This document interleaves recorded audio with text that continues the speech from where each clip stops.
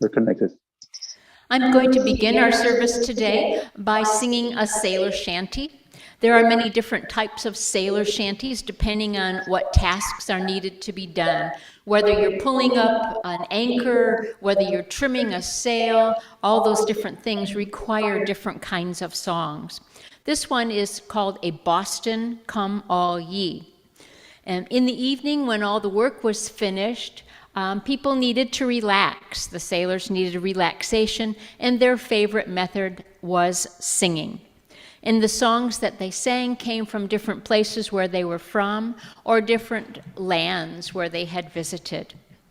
They were about love, adventure, famous men, battles, or just funny things that would happen, also about women.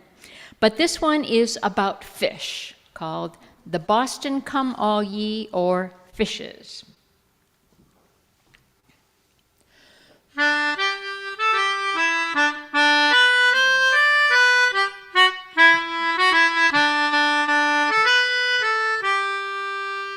Come all ye young sailor men, listen to me. I'll sing you a song of the fish of the sea. Then blow the winds westerly, westerly blow. We're bound to the southward, so steady she goes. Oh, first comes the whale, the biggest of all. He climbed up aloft and let every sail fall. Then come the porpoise, with his short snout. He went to the wheel, calling ready about. Oh, blow ye winds westerly, westerly blow. We're bound to the southward, so steady she'll go.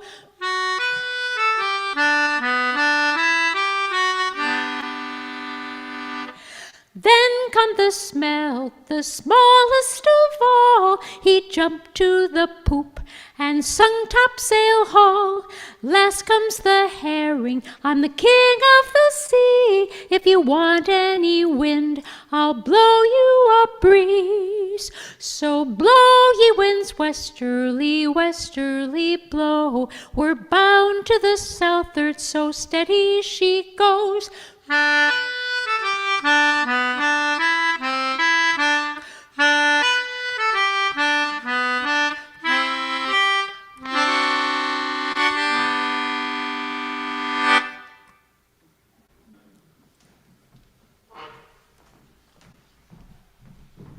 Good morning. Bear with me, I'm entering the 21st century with my device this morning. So if I goof, please forgive me, all right? Okay. Welcome, dear friends. Welcome to our spiritual home, the Unitarian Universalist Church of Tarpon Springs. Our church is located here in the heart of the walkable Tarpon Springs Historic District and is known as the home of the Innes paintings. My name is BettyLou Cummins, and I serve on our board of trustees, and I'm also serving this morning as your worship associate. We are a church of many welcomes, and we offer a warm welcome to all of you who have joined us. If you are here in the building, we encourage you to meet your friends on Zoom in the forum room at the conclusion of our service. This is a liberal community for all ages, promoting spiritual growth, social justice, and the arts.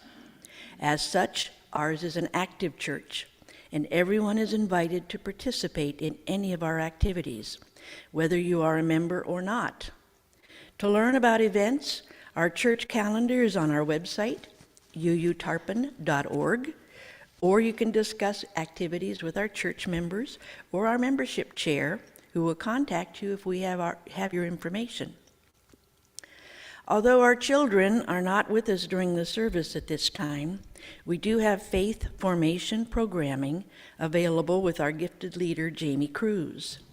Children are gathering for their time together with her and a member of the congregation and meeting just outside the social hall. If you'd like more information about our programming, please contact Reverend Kristina or see Jami after the services. For those present with us in the building, we have connection cards available in the pews near the hymnals. If you fill one out and put it in the offering plate, or give it to one of our greeters, we will be able to keep in touch with you. We are delighted to have Judy Lucarelli leading the service today. About Judy, she has graduate degrees in mathematics and educational leadership. She was a math teacher, principal, and superintendent in Alaska, Kentucky, and Maine for over 40 years. She served as Maine's Deputy Commissioner of Education in Angus King's second term as governor. She and John have been married for 51 years, have been parents for 32 years, grandparents for 5 years, and full-time Florida residents for 4 years.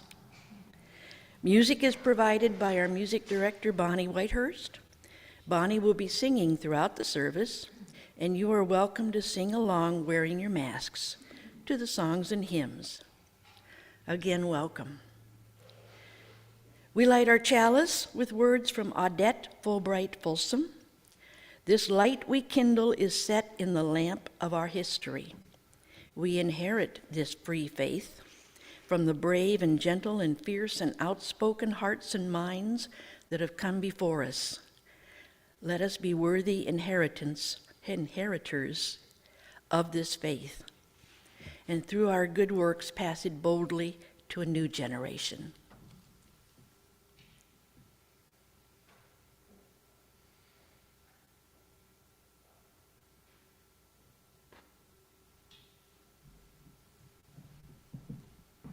And let us now sing Spirit of Life.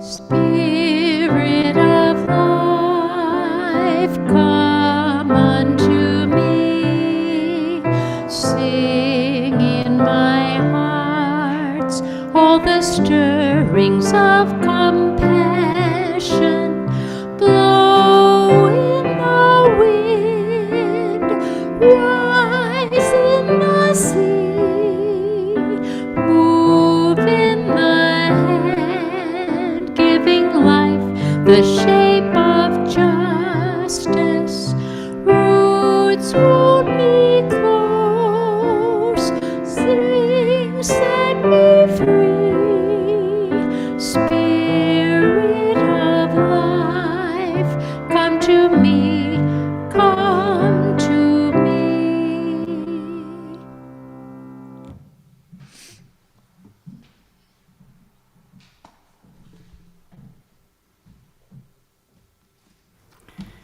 So the tablet was super, use of the tablet today. Thank you very much. I can't see, there you are, right in front of me. And now let's see if I can remember to flip my hip every time I have to speak. So I'm going to read you a story about Thomas Starr King, 1824 to 1864. A long time ago, when railroad trains were still brand new and the United States had only 24 stars on its flag instead of 50, there lived a boy whose name was Starr. That may seem like an odd sort of name to us today, but his mother's last name had been Starr before she was married, and back then, children were often given their mother's maiden name as their middle name. Starr's full name was really Thomas Starr King, but there were lots and lots of boys named Thomas around, and so his family called him Starr. Starr was bright, just like his name. He was bright in school, learning his lessons well. He was bright at home, helping out cheerfully and doing his chores without complaints. Not too many complaints, anyway. And he was bright at the Universalist church his family went to, where his father was minister. Starr was always happy to help. He carried the hymnals, he polished the candle holders, and he helped dust the pews. But most of all, Starr loved to ring the church bell. On Sunday mornings, bright and early, he'd climb the stairs to the bell tower, grab the rope with both hands and pull, and then Bong would go the bell, and up would go Star. That rope would pull him right off his feet, and then down he'd come with a thump, and the bell would go dong. Then Star would give the rope another pull, and up he'd go again, even higher this time, and the bell would go bong. Star loved ringing that church bell. He loved other music too. He loved singing, especially at church, where lots of people sang in harmony. Some sang high, some sang low, some sang in between. But all the different voices worked together to create one glorious song. Star liked everything about church. When I grow up, Star said, I'm going to be a minister in a church just like my father. And Star was. When he was 21, he was minister in a Universalist church. But then, when he was 24, he changed churches. He became minister in a Unitarian church. Back then, the Universalists and Unitarians were separate. Star was ahead of his time. He was a Universalist, Unitarian, over 100 years before the rest of us became Unitarian Universalists. Some of his friends weren't happy to see him change. Star, they said, how can you leave the Universalists? I am not leaving Universalism, Star said. I can be a Unitarian and Universalist at the same time. I'm just singing a different part. We all sing together to make one glorious song. In 1860, when railroads went from state to state and there were 33 stars on the American flag, Star left Boston, Massachusetts and moved all the way across the country to San Francisco, California. His friends weren't happy to see him go. Star, they said, how can you move so far away? I'm not leaving our country, Star said. I'm just moving to a different state. All the states work together to make one great nation. But the year was 1860, and not everyone agreed. The Civil War was coming, and the nation was being torn apart, some states to the north and some states to the south. The stars were coming off the flag. California was in the west, and no one was sure which way it would go. Thomas Starr King was sure that the states should stay together, one nation, indivisible, and he set out to convince everyone in California of that too. He was a minister at his church in San Francisco, and he preached there on Sundays, but he also traveled around the state and made speeches. He made speeches in towns and in mining camps, in great lecture halls and in canvas tents. He made speeches in front of thousands and thousands of people. He didn't convince all of the people, but he convinced enough. And in 1861, California voted to stay in the Union and to keep its star on the American flag. He saved California for the Union, said a general in the Union Army, and that helped the North win the war. The people of California still remember him for that today. California put a statue in the Golden Gate Park in San Francisco and another they sent to Washington, D.C. That statue of Thomas Starr King stands in the Hall of Columns in the Capitol building, and you can see it if you ever go there. He has two mountains named after him, one in California's Yosemite National Park and one in New Hampshire's White Mountains. Both the Unitarians and the Universalists still remember him, and we've set his name on the school where some of our ministers go, the Starr King School for the Ministry in Berkeley, California. So you may hear his name from time to time, and now you know why. Thomas Starr King was a bright and shining star.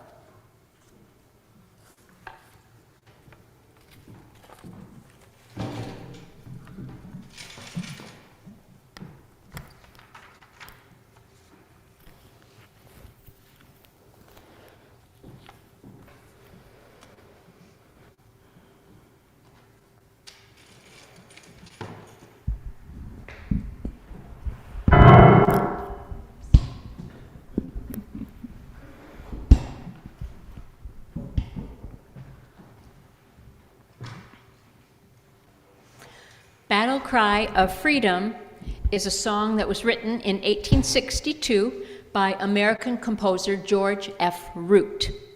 And it was written after Abe Lincoln called for the second round of troops. The song was so popular that music publishers at the time had 14 printing presses going so they could keep up with the demand. It is estimated that it sold over 700,000 copies, and they were put into circulation. There are two different lyrics, one for the Union and one for the Confederacy.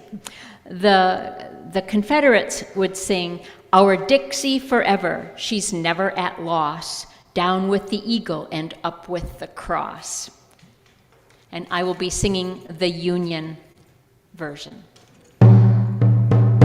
Yes, we'll rally round the flag, boys, we'll rally once again, shouting the battle cry of freedom. We will rally from the hillside, we'll gather from the plain, shouting the battle cry of freedom. The Union forever, hurrah, boys, hurrah, down with the traitors and up with the stars. While we rally round the flag, boys, we'll rally once again, shouting the battle cry of freedom.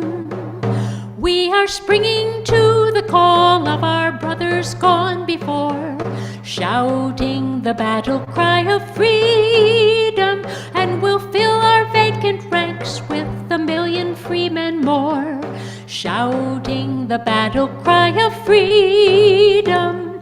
The Union forever, hurrah, boys, hurrah, down with the traitors and up with the stars. While we rally round the flag, boys, we'll rally once again, shouting the battle cry of freedom. We will welcome to our numbers the loyal, true, and brave, shouting the battle cry of freedom. And although they may be poor, not a man shall be a slave, shouting the battle cry of freedom. The Union forever, hurrah, boys, hurrah, down with the traitors and up with the stars. While we rally round the flag, boys, we'll rally once again, shouting the battle cry of freedom.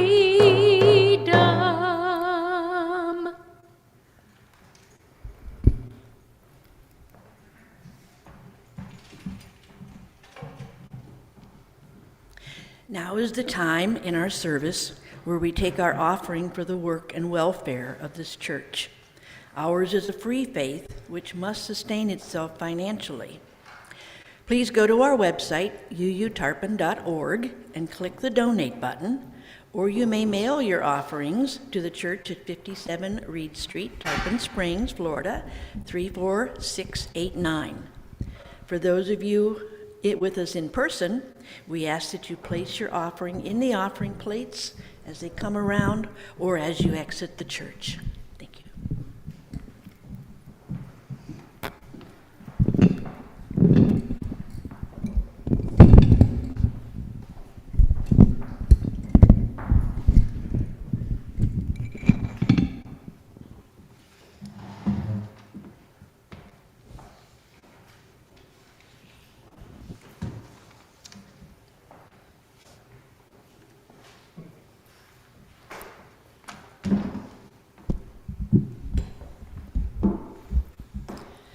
There was a famous family during the Civil War and around that time, past that time also, called the Hutchinson family.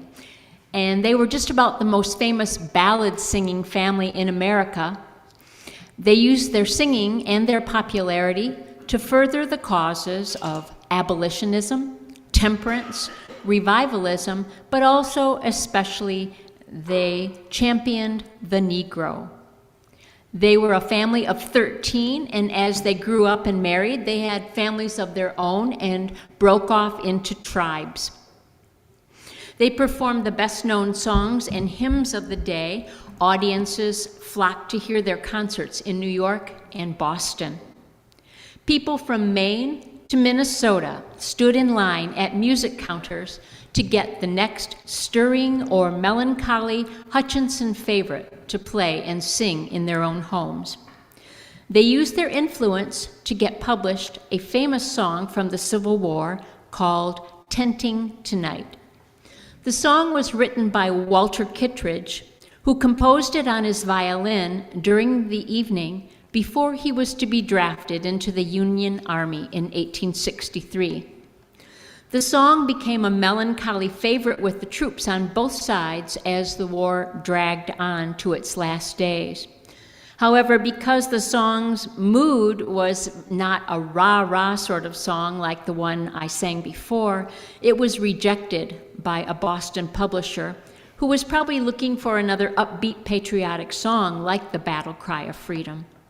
Fortunately, it was the Hutchinson family who used the piece for an anti-war statement. Asa Hutchinson, the patriarch, used his personal influence with the Oliver Ditson Publishing Company, who'd already made a lot of money off their other hit songs, and the song was published in 1864. The sentiment of tenting on the old campground was universal enough to keep it current for a long time. In fact, in the 1960s, Pete Seeger used it to protest the Vietnam War.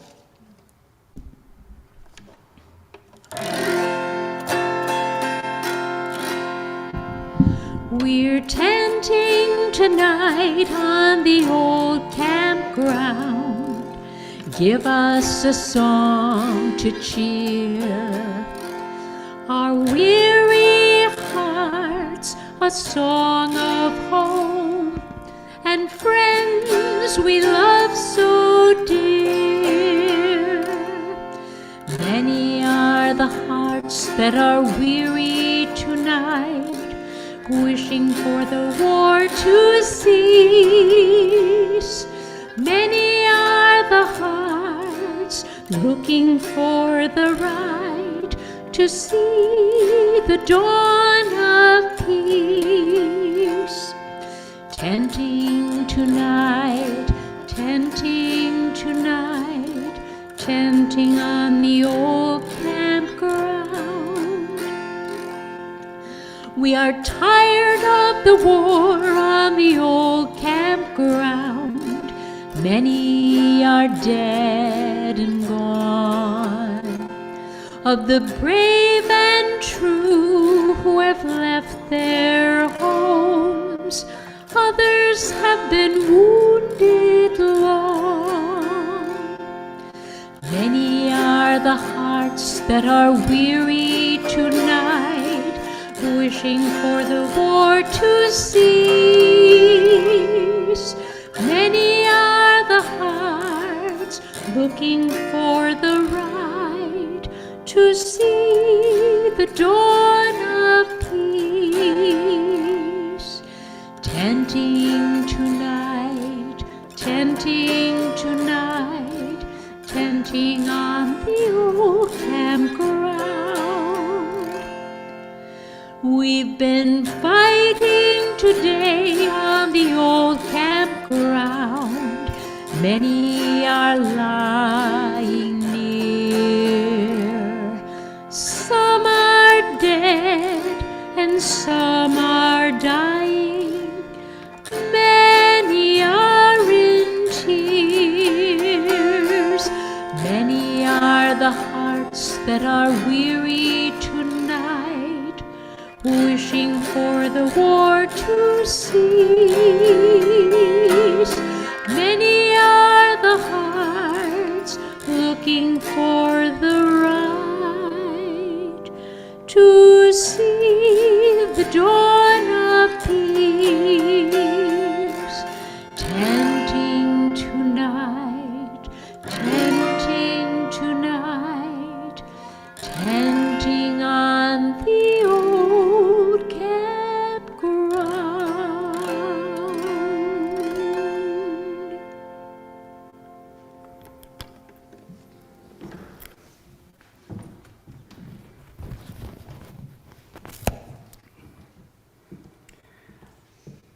I just realized I didn't lick my hip when I got done speaking the last time. It's a good thing I didn't sing too loudly.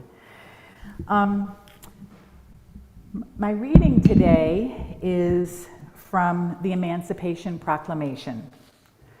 And it's much longer than most of us realize, so I'm just going to read the very beginning and a little bit from the end.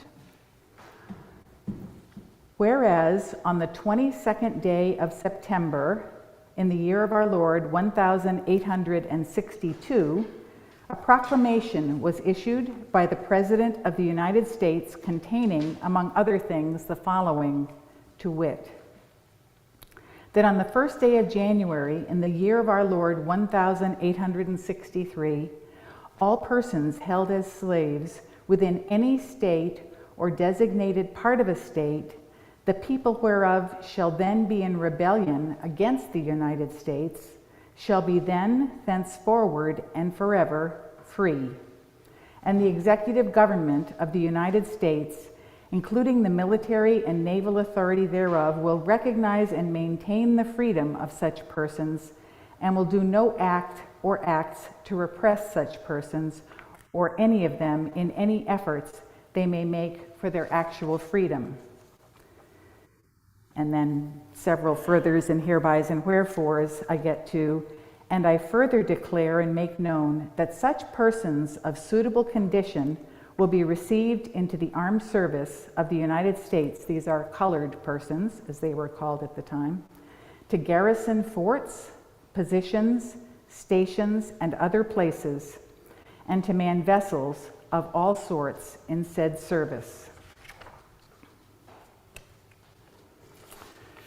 So my remarks today are a tribute to my great-grandfather, Horace Freeman Burr, who lived from 1846 to 1900. When I first spoke with Reverend Kristina about my interest in sharing the story of my great-grandfather, I was imagining a morality tale.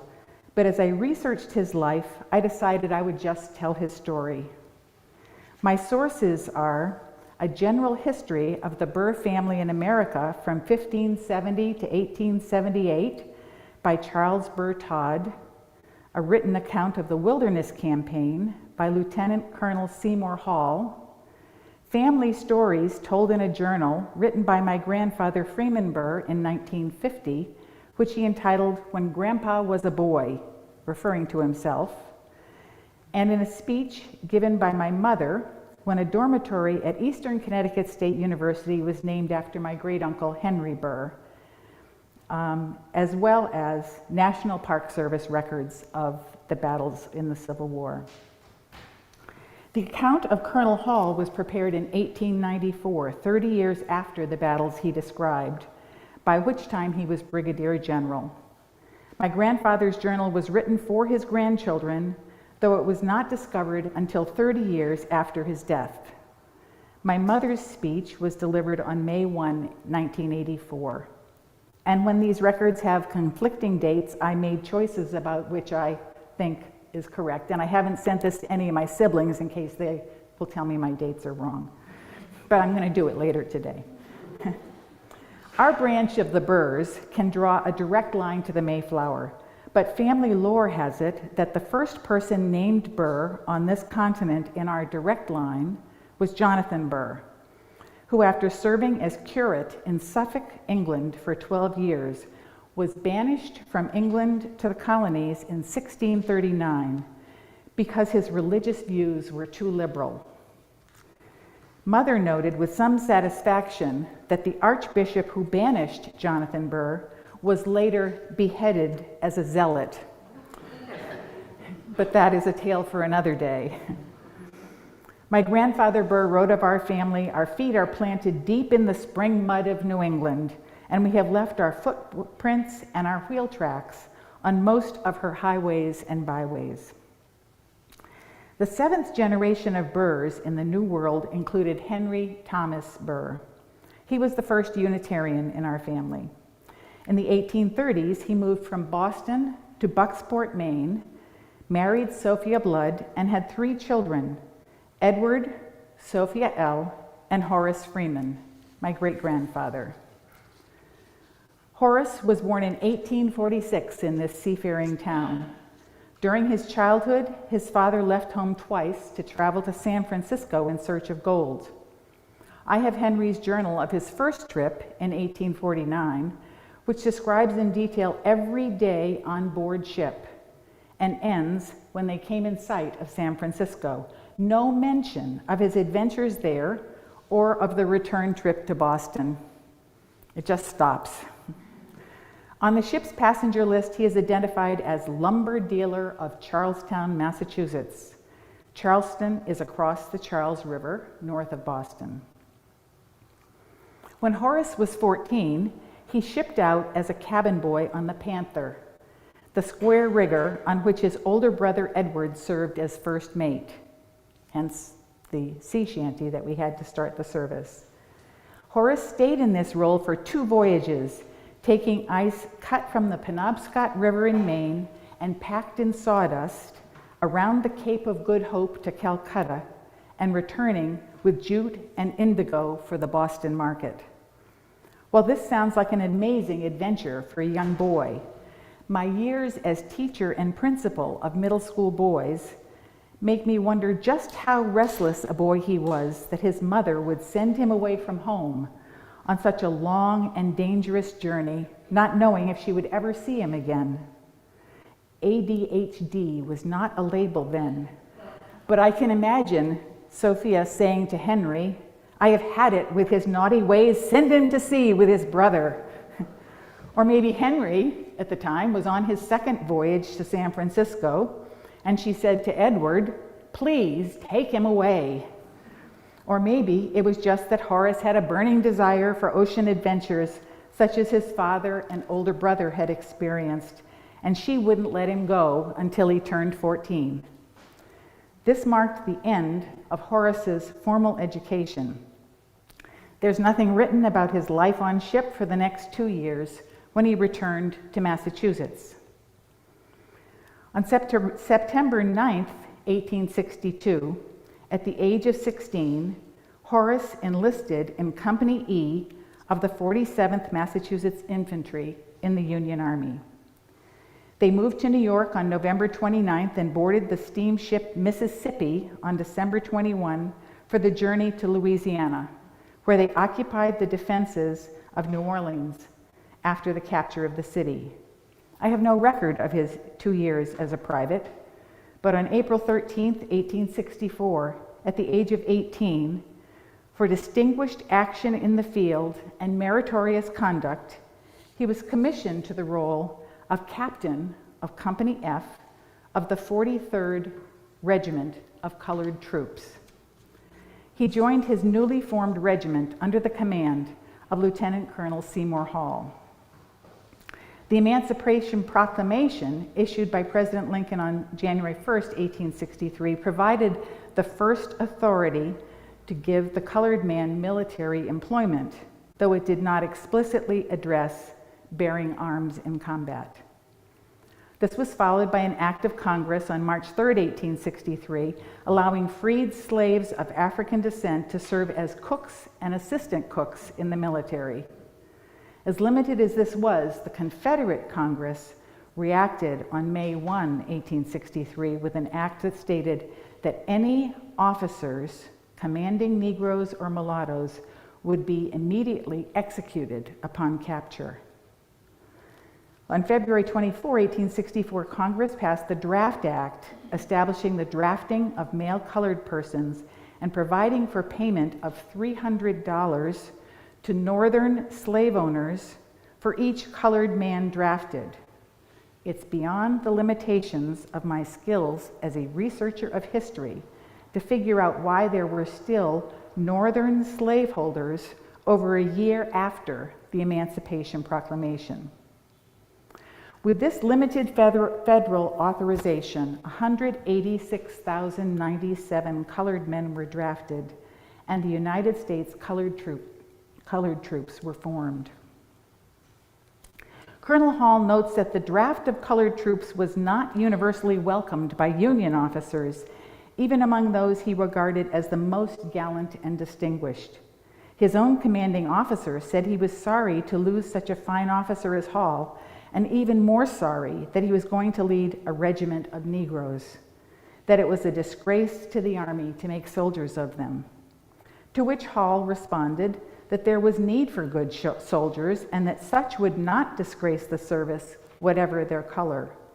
And his former commander replied that his objection was not to their color, but based on his belief that they would not fight. This stereotype continues. If you watch the documentaries of the Civil War over the past month, they include illustrations of African American troops running away from battle without weapons and with terrified expressions, the whites of their eyes so big, like in the minstrel shows. This does not reflect the actual service recorded by Colonel Hall and Captain Burr of these brave soldiers.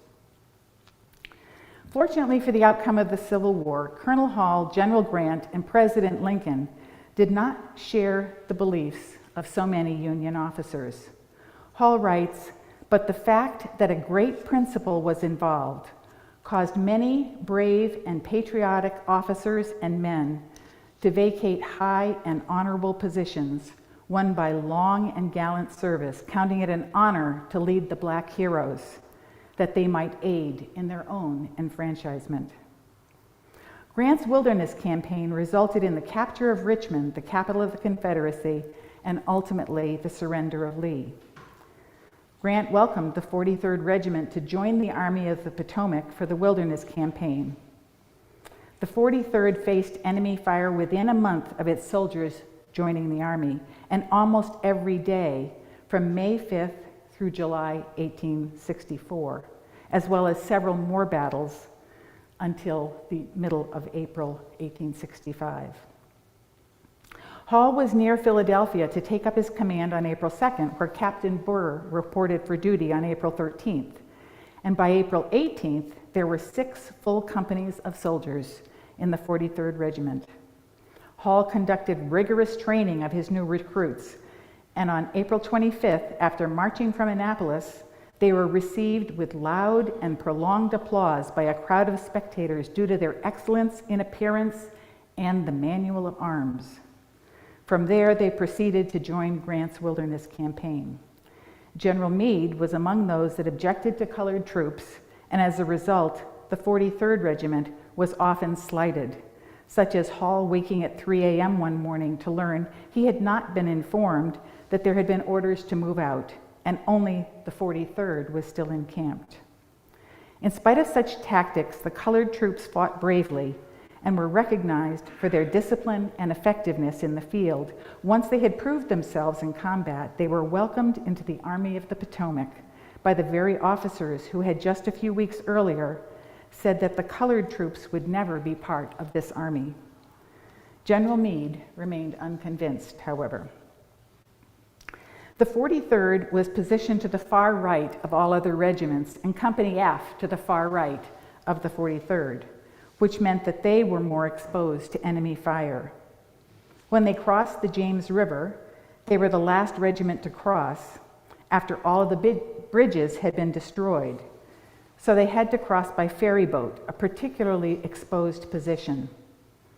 During the 6-week period of almost daily fighting, the Army of the Potomac experienced 55,000 Union fatalities, more than half the number that started the campaign, in some of the most desperate and bloody battles of the war. Many of the battles in the the campaign of the Wilderness were named for villages, crossroads, or landmarks, and no single battle received the fame of the battles we could name after 8th grade history class. In late July, they were in Petersburg. This battle was the focus of most of Colonel Hall's report. Having failed to take the city of Petersburg by direct assault, a siege was undertaken. It was decided to tunnel under the Confederate line and set mines under the edge of the city. The 43rd was chosen by the brigade commander to lead the assault after the mines were detonated, since he knew he could count on their discipline and the implicit confidence of the men in Colonel Hall. This was considered a great honor, but it seems to me it also meant heavier casualties for the 43rd than for the white troops that followed them. Hall was to be in position to the right of the mines as close to the enemy as possible, so that as soon as the mines exploded, they could move over the right rim of the crater into the city and then turn to the right to take out as many soldiers as possible with bayonets. Once given these orders, Hall drilled his troops so they would know what to do and what to expect when the time came. On the evening of the 29th, the night before the mines were to be detonated, a company of white soldiers crowded ahead of the 43rd because they did not want to allow the 43rd the glory of being first. Hall led his troops around them, squeezing past on the right. The next morning, Hall gathered his officers and said, "Gentlemen, we have a little work to do this morning. I hope every man will do his duty. Good morning, gentlemen." Hall provided a vivid account of the battle until the point that his injuries removed him. He also quotes in his narrative two gallant and efficient officers, both from Company F, in his words, brave Captain Burr and Lieutenant Martin Wasson. In Captain Burr's words, "We were under a hot fire as we left our lines, and our men began to fall as we moved direct to the crater, which was literally packed with the white troops who had preceded us. The white troops had advanced counter orders, which resulted in their slaughter at the bottom of the crater because they didn't realize that the orders were to stay around the rim of the crater. The 43rd pushed on to our right, still by the right flank, along the enemy's front works, under a hot fire, at close quarters, till the regiment was fairly clear of the crater and beyond, when Colonel Hall gave the order to march by the left flank and charge. He was at the center and in front of the regiment as he gave the command and led in the execution." There's been a lot of battles since that was the case, right? The colonel is at the front of the line. Forgive me. You can tell my age when I say that.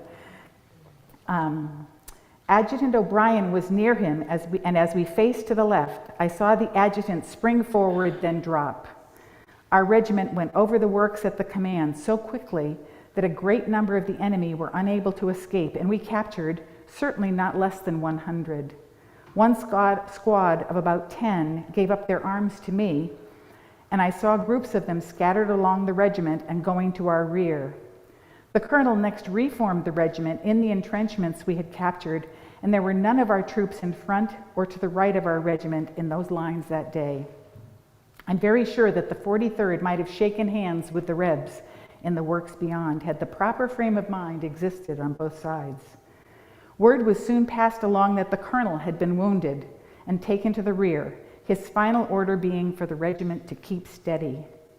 We were in those works for an hour or more, exposed to destructive fire of artillery from our right and a most spiteful and galling fusillade of musketry on both our front and flanks. The line was first broken on the left of our position, and it was there that the retreat commenced, our falling back not being all at once, but successively as our flank was uncovered. I am positive that the 43rd was the first to occupy rebel lines to our right of the crater and the last to leave them. From Lieutenant Wasson, the 43rd captured 2 Confederate flags, recovered a Union flag that had been earlier lost, and took over 200 prisoners of the 254 taken in the battle. When the order came to retreat, the 43rd was the last regiment to leave, protecting the position, providing cover for all of the other regiments.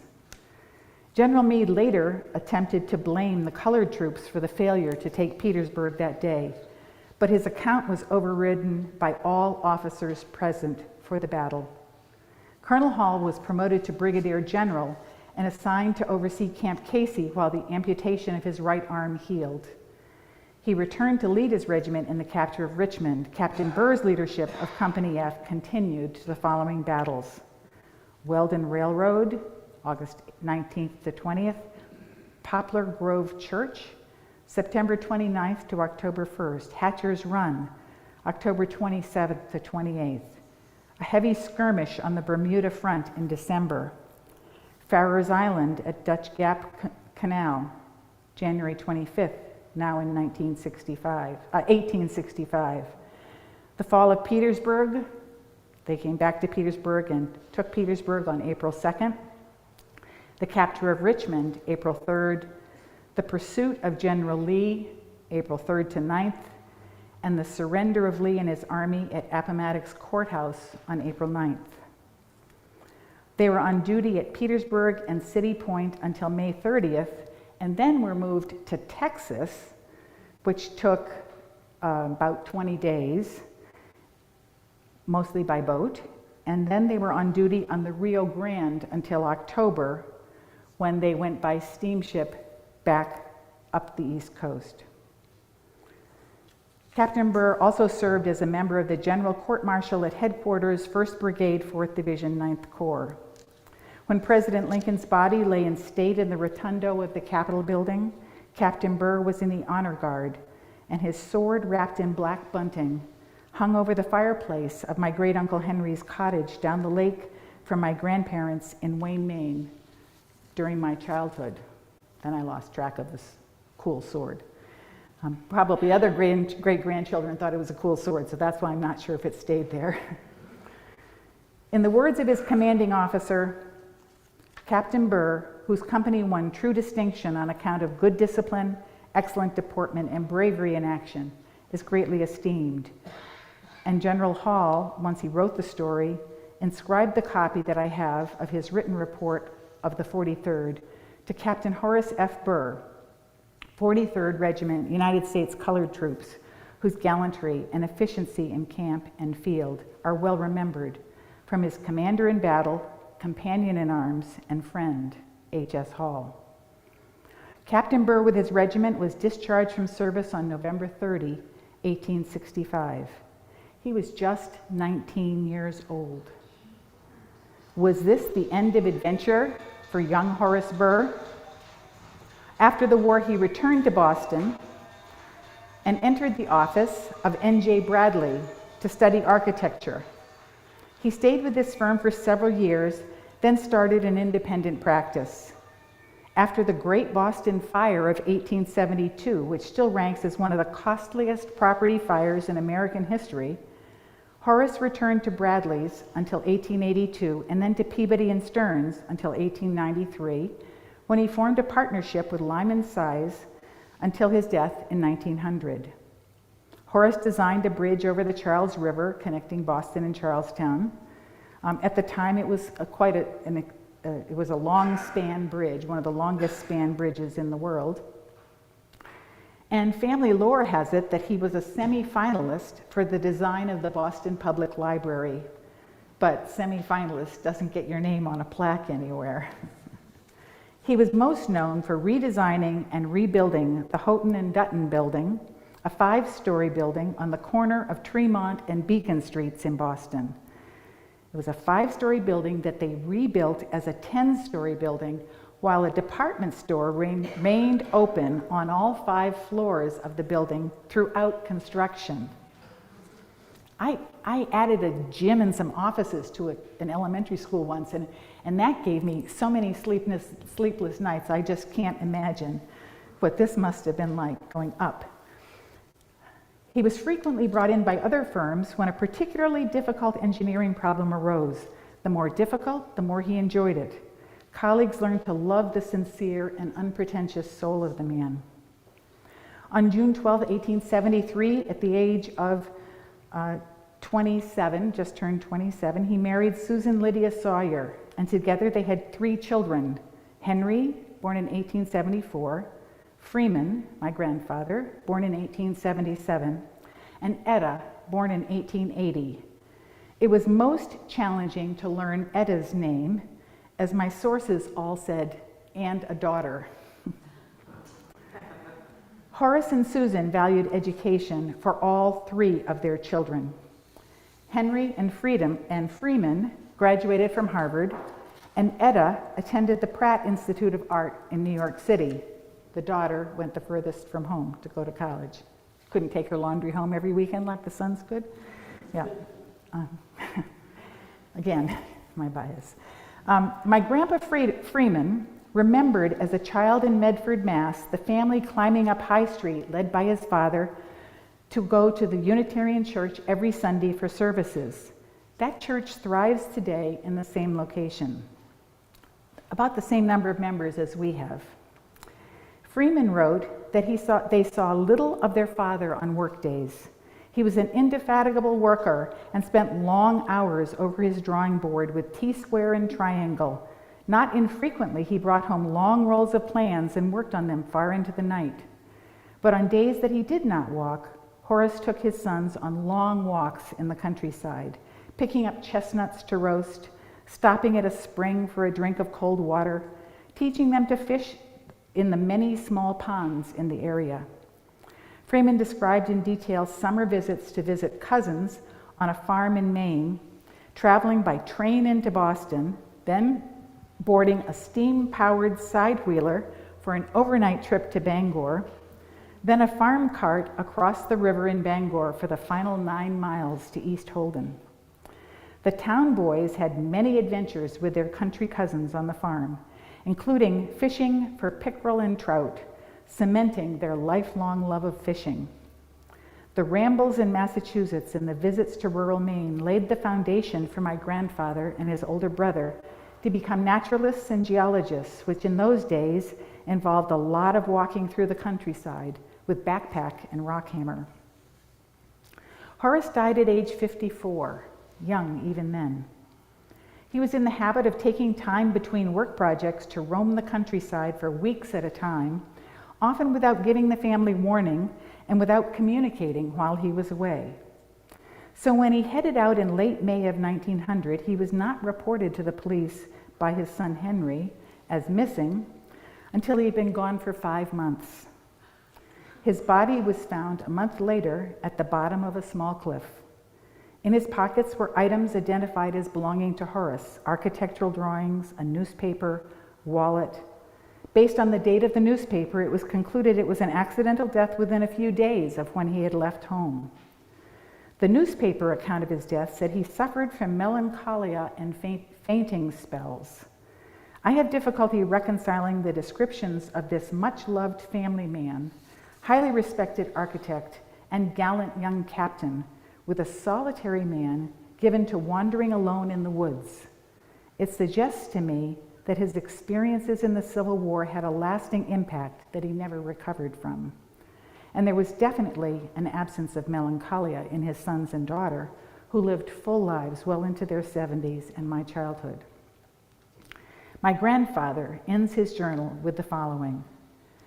Grandfather Henry Burr, my great-great-grandfather, was a 49er, making 2 trips by sea in search of gold. My great-uncle Free, for whom I was named, traveled as far as Russia. Uncle Ed was captain of clipper ships and made voyages to ports all around the world. Father, Horace, had sailed to Calcutta and at 18 was captain in the Civil War. On sunny days when we were all home together, 2 small boys, Henry and Freeman, were privileged to join the row of loungers against the back wall and listen with open ears to tales of strange and distant places. Unfortunately, we were too young to realize what a precious opportunity we were offered. Of all we heard, we brought away little that could be reproduced from memory as I write this journal. Thank you.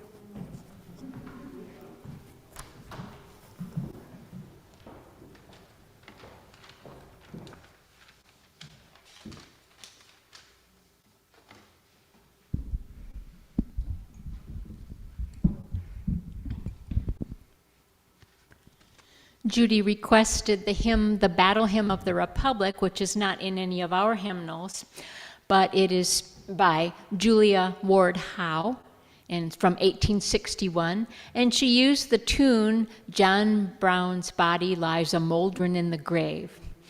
And the lyrics of it have references from the Bible of Judgment Day, and she connected this with the Civil War.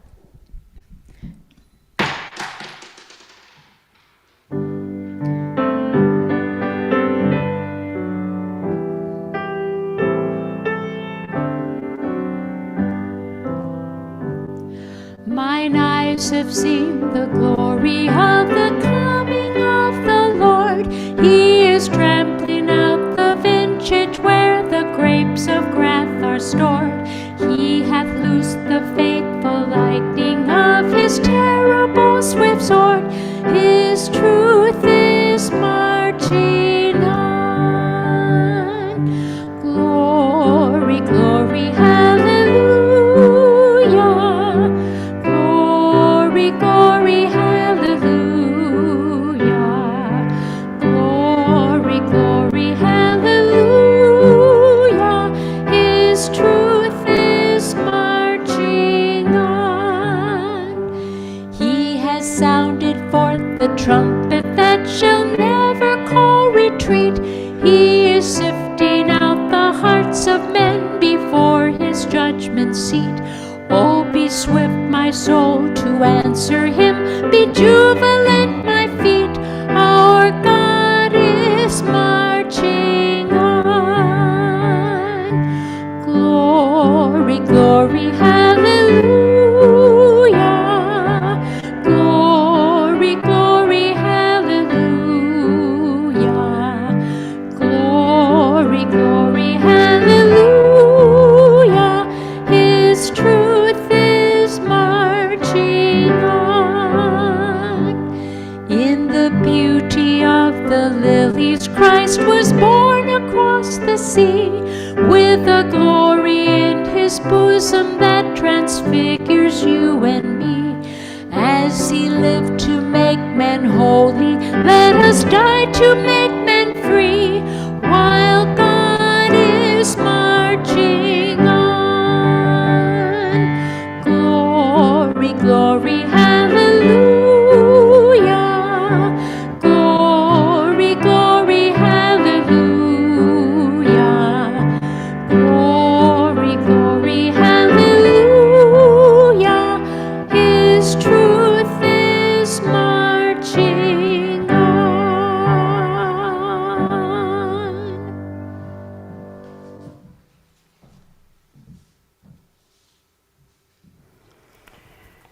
My closing words today are not inspired by some great scholar, but by the research I did for today's sermon. We appreciate so much the time my grandfather took to write stories of his childhood over 70 years ago. He wrote the stories over 70 years ago. It made us realize how much we would have appreciated if more of our forebears had written their stories. So I urge you to consider writing your life story. We have all lived such amazing lives, and the world has changed so much in our lifetimes. Your life story will bring joy to people in the future, even 70 years from now. Think about it.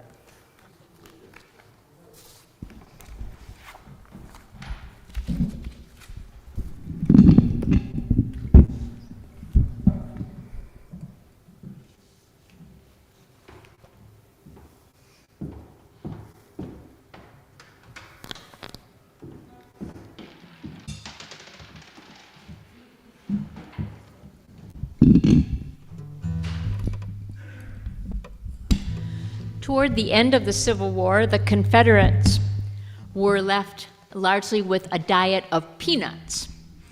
In fact, if you were a Georgia militia, you were called a goober grabber. And I remember my grandfather singing this song to me. We grew up in Michigan, and I had no idea what the song was about, goober peas. But when I moved to Florida, one of the first jobs I had was at the Bethel Baptist Church down at 9th Avenue South and 16th Street in St. Petersburg.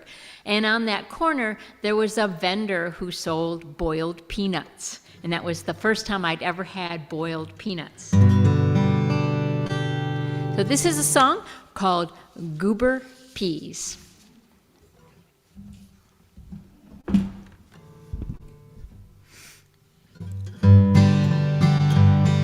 Sitting by the roadside on a summer day, chatting with my messmates, passing time away.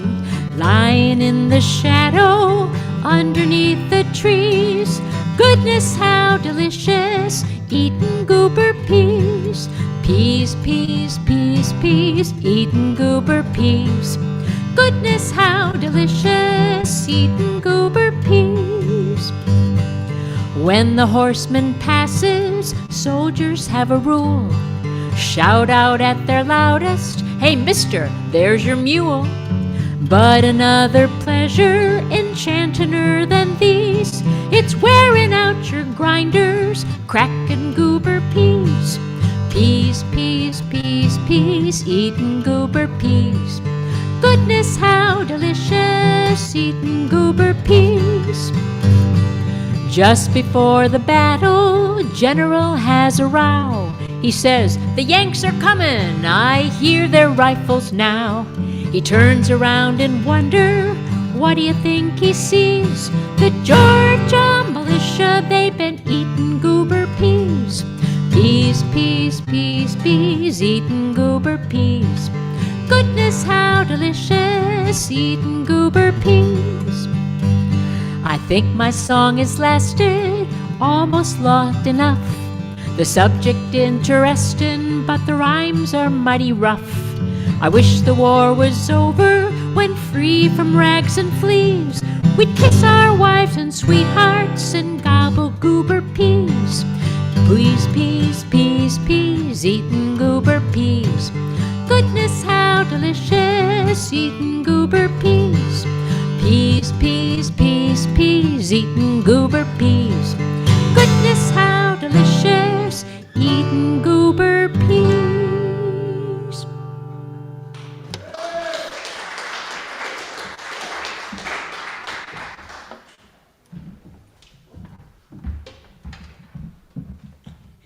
We hope you found meaning in today's service. And I get my words back up here. Okay, all right. We close our service today with these words from Maureen Caloran. We extinguish this chalice flame, daring to carry forward the vision of this free faith, that freedom, reason, and justice will one day prevail in this nation and across the earth.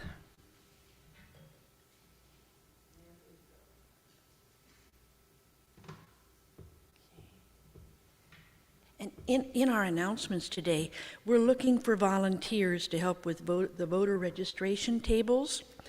Training will be on Zoom through Faith in Florida. And if you'd please contact Jane Neal, who's back there, raising your hand, okay, after the service. Thank you so much for coming today. May you have a wonderful